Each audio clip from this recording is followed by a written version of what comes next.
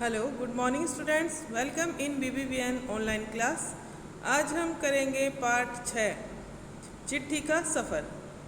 आपकी रिमझिम में पार्ट 6 है चिट्ठी का सफ़र। चिट्ठी आप जानते हो, जो पत्र लिखते हैं हम, उसे कहा गया है यहाँ पे चिट्ठी। तो उसका सफ़र कैसा है, जब हम चिट्ठी भेजते हैं, हम किसी को चिट्ठी लिख के भेजते हैं तो वो चिट्ठी पहुँचती है, वहाँ तक बहुत सी चीज़ें ऐसी होती है जो हमें दिखाई नहीं देती। आज इस पाठ में वही पढ़ेंगे हम कि चिट्ठी का सफ़र कैसा है। ठीक है, आपने अपनी 10-12 साल की ज़िंदगी में कुछ पत्र तो लिखे ही होंगे, एक दो कुछ पत्र लिखे होंगे। वे पत्र अपने सही पते और समय पर किस तरह पहुँचे होंगे, यह बहुत सी बातों पर निर्भर करता है। जैसे कि चिट्ठी किस स्थान से किस स्थान पर भेजी जा रही है, संदेश पहुंचाने की कितनी जल्दी है। आप बहुत जल्दी संदेश, कई संदेश ऐसे होते हैं जो बहुत जल्दी। देखिए, आज का समय ऐसा है कि हमें चिट्ठी की आवश्यकता नहीं है, चिट्ठी जल्दी से पहुंचाने की आवश्यकता इतनी जल्दी नहीं होती है। हम अपने सगे रिश्तेदारों को, इनको सबको, संबंधियों को, फ्रेंड्स को हम हाथों हाथ कॉल कर देते हैं। कॉल नहीं करते हैं तो मैसेज कर देते हैं, मेल भेज देते हैं।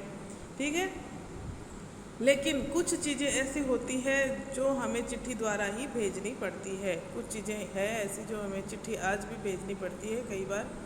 तो ये संदेश वहाँ तक कैसे पहुँचा, आपने पता सही लिखा है या नहीं लिखा है, पता लिखने में कुछ गलतियाँ करी या नहीं करी है, और कितनी जल्दी है, तुमने पूरा और ठीक पता लिखा है कि नहीं, तुमने उस पर डाक टिकट लगाया है कि नहीं, आदि। अब प्रश्न यह उठता है कि आखिर चिट्ठी पर डाक टिकट लगाया ही क्यों जाए, कि बिना डाक टिकट लगाए चिट्ठी क्यों नहीं पहुंच सकती। पूरे और ठीक पते से क्या मतलब है, ज़रूरत पड़ने पर संदेश को जल्दी कैसे पहुंचाया जाए, स्थान बदलने से चिट्ठी के पहुंचने पर क्या असर पड़ता है। इनमें से कुछ सवालों के जवाब शायद तुम्हारे पास हों, खासकर तुम में से उनके पास जो डाक टिकटें इकट्ठा करने का शौक़ रखते हैं। अब कुछ बच्चे ऐसे होते हैं जो डाक टिकटें इकट्ठा करते हैं, हमेशा इकट्ठा करते रहते हैं, क्योंकि उनको शौक़ होता है डाक टिकट इकट्ठा करने का। देखिए, जो नॉर्मल सा कोई मैसेज है आज कि कल हम आपके घर आ रहे हैं, तो हम फ़ोन कर देते हैं, मैसेज कर देते हैं। लेकिन आपको कहीं पार्सल भेजना हो तो उसके ऊपर आपको पूरा पता, सही पता लिखना ही होता है। पार्सल जल्दी भेजना है या आराम से भेजना है, तो वो सारी चीज़ें डिपेंड करती है। तो उस पर भी आपको ये एक तरह से चिट्ठी का ही काम करता है ना। पार्सल है तो वो उसके ऊपर आपको सही पता, एड्रेस तो लिखना ही पड़ेगा, फ़ोन नंबर सही लिखना पड़ेगा, आपको ये भी बताना पड़ेगा कि जल्दी भेजना है, फास्ट। ठीक है, तो ये चीज़ें हैं। इन सवालों के जवाब के लिए ज़रा नीचे दिए गए लिफाफों पर गौर से देखें। लिफाफों को, दोनों पतों को दी गई जगह में लिखें। यहाँ पे पते लिखने हैं, हमें जगह दी हुई है लिफाफे, यहाँ पे पता लिखना है। देखिए, पता लिखा हुआ है महात्मा गांधी, जहाँ हो वहाँ महात्मा गांधी, और श्रीमान निदेशक महोदय, इधर पता लिखा हुआ है। ठीक है, अब देखिए ये दोनों पते किस तरह से भिन्न हैं। गांधी जी को भेजे गए पत्र में पते की जगह पर लिखा है महात्मा गांधी, जहाँ हो वहाँ, वर्धा, है ना। गांधी जी को भेजे गए पत्र में पते की जगह क्या लिखा हुआ है, महात्मा गांधी, जहाँ हो वहाँ, वर्धा। वर्धा के अंदर वो जहाँ भी है वहाँ ये पत्र पहुँच जाए। जबकि लिफाफे पर इमारत या संस्थान से लेकर शहर तक का नाम लिखा जाता है, नंबर भी लिखे जाते हैं कि ये मकान नंबर है या इमारत का नंबर भी लिखा जाता है, नाम भी लिखा जाता है। क्योंकि नाम एक जैसे हो सकते हैं, लेकिन नंबर इसीलिए होते हैं क्योंकि नंबर अलग अलग सबको दिए जाते हैं। पते में सबसे छोटी भौगोलिक इकाई से शुरू करके बड़ी की ओर बढ़े हैं। जैसे हम पता, एड्रेस लिखते हैं, मान लीजिए मेरा एड्रेस है घंटाघर है, तो घंटाघर के मैं पास रहती हूँ, घंटाघर, उसके बाद में लक्ष्मणगढ़, सीकर, राजस्थान, ऐसे आएगा। ठीक है ना, तो छोटी इकाई से बड़ी इकाई की ओर जाता है ये इसका इकाई का मतलब यह हुआ कि घर के नंबर के बाद गली मोहल्ले का नाम, फिर गांव, कस्बे, शहर के जिस हिस्से में है उसका नाम, फिर गांव का या शहर का नाम आता है। आपकी जो सबसे लास्ट में आता है जिले का नाम, है ना। अंत में पहले किसका आएगा, आप जिस मोहल्ले में रहते हैं वहाँ का नाम, जिस गली में रहते हैं वहाँ का नाम, उसके बाद में आपके गांव का नाम, उसके बाद में शहर का नाम आता है। तो इस तरह से छोटी से बड़ी इकाई की ओर हम पता लिखते हैं। शहर के नाम के बाद लिखे अंक को पिन कोड कहते हैं। पिन कोड भी लिखते हैं, हर जगह का अलग अलग पिन कोड होता है। हर जगह को एक पिन कोड दिया गया है। यह सोचने लायक बात है कि आखिर पिन कोड की ज़रूरत क्या है। हमारे देश में अनेक ऐसे कस्बे, गांव, शहर हैं जिनके नाम एक जैसे होते हैं, है ना। जिस तरह से आपकी कक्षा में बहुत से बच्चों के एक नाम होते हैं, लेकिन उनको रोल नंबर दिया जाता है। परीक्षा में जब हम बिठाते हैं तो एक ही सीट पे थोड़ी बिठाते थे सारे एक नाम वालों को, इसलिए नाम, फिर उनके फादर्स के नाम भी एक जैसे हो सकते हैं, लेकिन उनके रोल नंबर अलग होते हैं, इसलिए उनको रोल नंबर दिया जाता है। इसी तरह गांव और शहरों को पिन कोड दिया जाता है, क्योंकि नाम एक जैसे हो सकते हैं लेकिन पिन कोड उनके अलग होते हैं। जिसके नाम एक जैसे हैं, पते के बाद पिन कोड लिखने से गंतव्य स्थान का पता लगाने में डाक छांटने वाले कर्मचारियों को मदद मिलती है और पत्र जल्दी छांटे जा सकते हैं। ठीक है, गंतव्य स्थान की जहाँ तक उसे पहुँचना है, जहाँ पर उसे पहुँचना है उस स्थान को गंतव्य स्थान कहा गया है।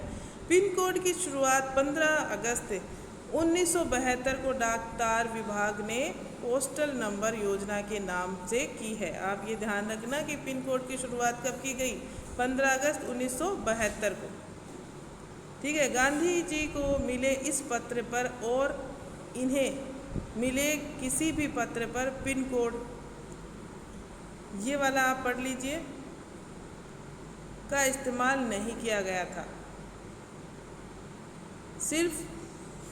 फ़र्क सिर्फ पिन कोड का ही नहीं है, समय के साथ डाक सेवाओं में निरंतर बदलाव और विकास होता रहा है। बहुत पुराने समय में कबूतरों के द्वारा संदेश भेजे जाते थे। पहले प्राचीन समय में राजा जब होते थे, यहाँ पे राजतंत्र था देश के अंदर, और भी कहीं पे भी राजतंत्र था, तो कबूतरों के द्वारा संदेश भेजे जाते थे। उसके बाद में भी कबूतरों के द्वारा कई दिनों तक कबूतर, कई वर्षों तक कबूतर ही संदेश लेके जाते रहे हैं। जब संदेशवाहक कबूतरों की बात हो रही है तो इन इंसानों की बात कैसे न हो जो ऐसे समय में डाक पहुंचाने का काम करते थे, जब संचार और परिवहन के साधन बेहद सीमित थे, यानी बहुत कम थे संचार और इसके परिवहन के साधन, जैसे सिर्फ बैलगाड़ी या ऊँट पे लोग जाते थे, फिर धीरे धीरे एक आधी बस वगैरह चली, तो सिर्फ इतने ही साधन थे। बात हो रही है उन हरकारों की जो पैदल ही आम आदमी तक चिट्ठी पत्री पहुंचाने का काम करते रहे। फिर बाद में देखो कबूतर संदेश, कबूतरों के द्वारा संदेश हर जगह नहीं पहुंचाया जाता होगा, पता नहीं, लेकिन बाद में फिर एक आदमी होता था जो पैदल ही जाता था आपका संदेश लेके, उसे कहते हैं हरकारा। हरकारों के द्वारा संदेश पहुंचाए जाते थे। बहुत ही दुर्गम स्थानों पे भी हरकारे जाते थे बेचारे। कई बार ऐसे स्थान भी होते हैं जैसे बीच में नदी आई है, पहाड़ आया है, उन सब को पार करते हुए हरकारे अपना फ़र्ज निभाते थे। न सिर्फ हर तरह की जगहों पर पहुंचना होता था उनको, बल्कि डाक की रक्षा भी करनी होती थी। कई डाक इतनी गोपनीय होती थी जो शायद कबूतरों के द्वारा नहीं भेजी जाती थी, कि कबूतर तो एक पक्षी ही तो है, उसे कोई भी मार के और वो डाक ले सकता है उससे। कोई गोपनीय बातें होती थी, रणनीति की, राजनीति की कुछ बातें ऐसी लिख के भेजते थे वो लोग, तो एक आदमी को भेजते थे और उसकी ये जिम्मेदारी थी, बहुत बड़ी जिम्मेदारी थी कि डाक पहुंचानी तो है ही, लेकिन डाक को गोपनीय भी रखा जाता था। कई बार वो लोग पकड़े जाते थे, तो हमने कई फिल्मों में, कई सीरियल्स में ये चीज़ देखी है कि वो लोग वो जो समाचार होता है उनके हाथ में, या तो वो मुख जवानी समाचार बताते थे तो वो बताते नहीं थे, अपनी जान उनकी चली जाती लेकिन वो समाचार नहीं बताते थे दुश्मनों को। और अगर लिखा हुआ होता तो वो उस चिट्ठी को ही खा जाते, निगल लेते थे। इतनी जिम्मेदारी से वो अपना काम करते थे। क्योंकि देखिए, बल्कि डाक की रक्षा भी करनी होती थी। डाकू, लुटेरों या जंगली जानवरों की चपेट में आने का डर भी हमेशा बना रहता था। आज भी भारतीय डाक सेवा दुर्गम व पहाड़ी इलाकों तक डाक पहुंचाने के लिए हरकारों पर निर्भर है। आज भी ये काम होता है, हरकारे करते हैं। बहुत ही दुर्गम स्थल जहाँ होते हैं, दुर्गम स्थल का मतलब यहाँ है, मतलब है कि जिस स्थान पे आसानी से नहीं पहुंचा जा सकता है वहाँ पे हरकारों को भेजा जाता है। जैसे जम्मू कश्मीर के लद्दाख खंड में जैसी कई जगह यहाँ पे ऐसी है जहाँ हरकारे डाक पहुँचाते हैं, है ना। आजकल तो संदेश भेजने के नए नए और तेज़ साधन आसानी से उपलब्ध हो गए हैं। डाक बांटने में हवाई जहाज़, पानी के जहाज़ और जाने कौन कौन से साधन इस्तेमाल किए जा रहे हैं। डाक विभाग भी पत्र, मनी ऑर्डर के साथ साथ ईमेल, बधाई कार्ड आदि लोगों तक पहुंचाता रहा है। कबूतरों की उड़ान से लेकर हवाई डाक सेवाओं तक का सफ़र दिलचस्प करने वाला है। कबूतर चिट्ठी ले जाता था, उसके बाद में आज हवाई जहाज़ में भी चिट्ठियाँ जाती है। सोचकर आश्चर्य होता है कि कबूतर जैसा पक्षी संदेशवाहक भी हो सकता है। कबूतर की कई प्रजातियाँ होती है और ये सभी संदेश लाने ले जाने का काम नहीं कर सकती।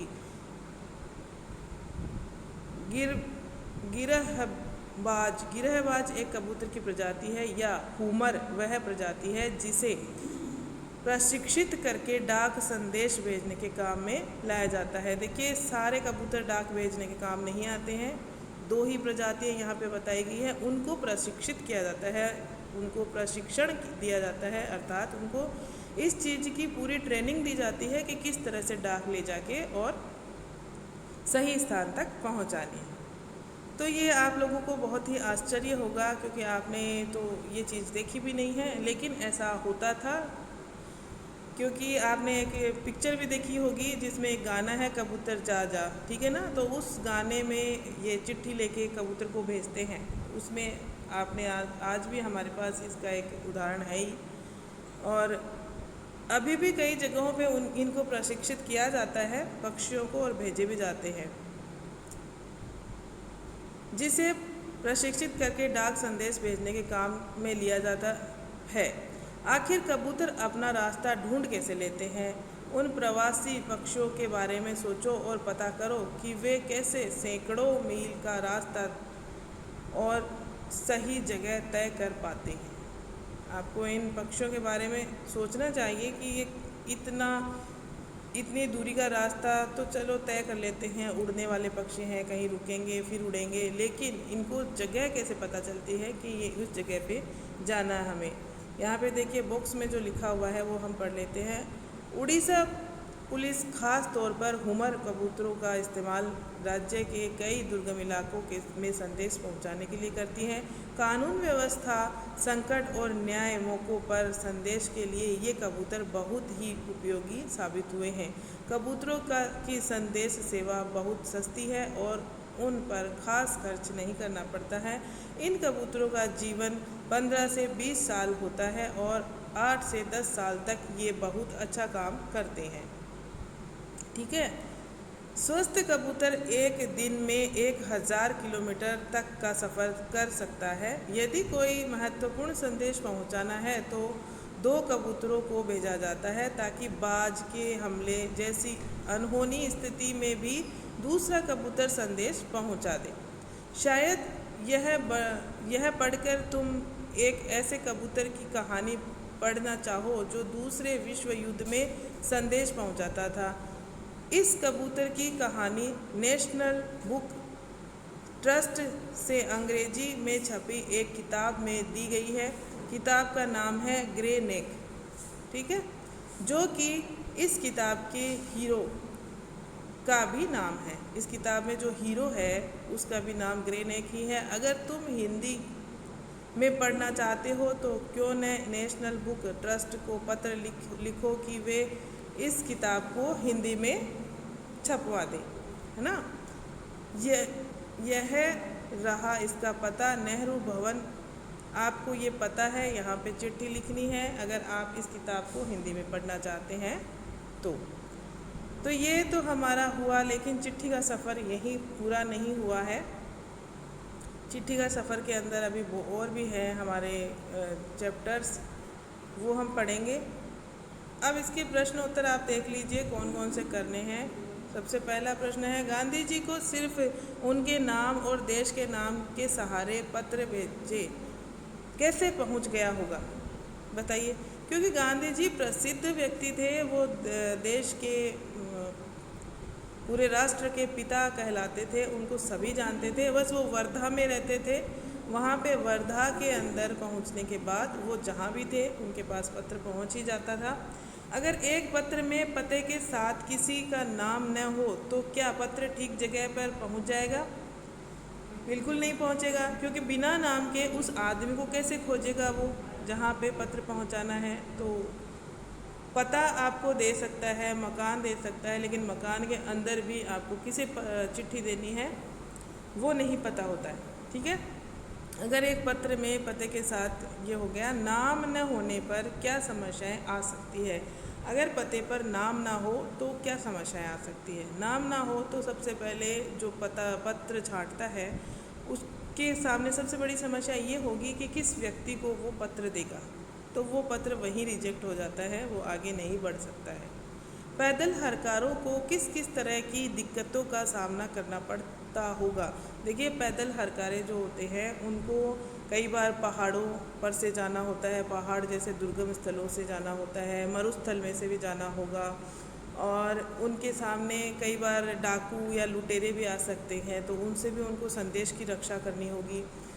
और नदियाँ ये सब भी पार करने होंगे, जंगल भी पार करने होंगे, जंगलों के अंदर जंगली जानवरों के हमले से भी उनको बचना होगा। तो बहुत सी समस्याएं उनके सामने होती है जिनका सामना उनको करना होगा। नेक्स्ट देखिए, पैदल हरकारों को किस किस तरह की दिक्कतों का सामना, ये हमने कर लिया। पांचवा देखिए, अगर तुम किसी को चिट्ठी लिख रहे हो तो पते में यह जानकारी किस क्रम में लिखोगे? गली मोहल्ले का नाम, घर का नंबर, राज्य का नाम, खंड का नाम, कस्बे शहर गांव का नाम और जनपद का नाम नीचे दी गई जगह में लिखो। ये हमने वहाँ पे पढ़ा था कि जब भी हम पत्र लिखते हैं तो हम जो पता लिखते हैं वो सबसे छोटी इकाई से शुरू होकर बड़ी इकाई की तरफ जाता है। सबसे पहले हमें उस मकान का नंबर दिया हुआ है तो मकान का नंबर लिखना होता है, गली मोहल्ले का नंबर लिखना होता है, उसके बाद में हम उस उपखंड का नाम लिखते हैं, उसके बाद में कस्बे या शहर में आप रहते हैं या गांव में रहते हैं तो उसका नाम, तो अंत में बड़ी इकाई का नाम आता है। इस तरह से आपको यहाँ पे लिखना है, बुक में ही भर लेना। अब देखिए, आप छठा देखिए, अपने घर पर कोई पुराना पत्र ढूंढो, उसे देखकर नीचे लिखे प्रश्नों का जवाब लिखो। पत्र किसने लिखा? आपके घर में पहले के कोई पत्र आए हुए होंगे। कई लोग हैं जो पहले पत्र हमेशा एक तार में पिरो के रखते थे, है ना। आप मम्मी से या दादी से किसी से पूछना, तार में पिरो के पत्र रखते थे, वो फेंकते नहीं थे उन पत्र को। तो आपको कोई ना कोई पत्र ज़रूर मिल जाएगा।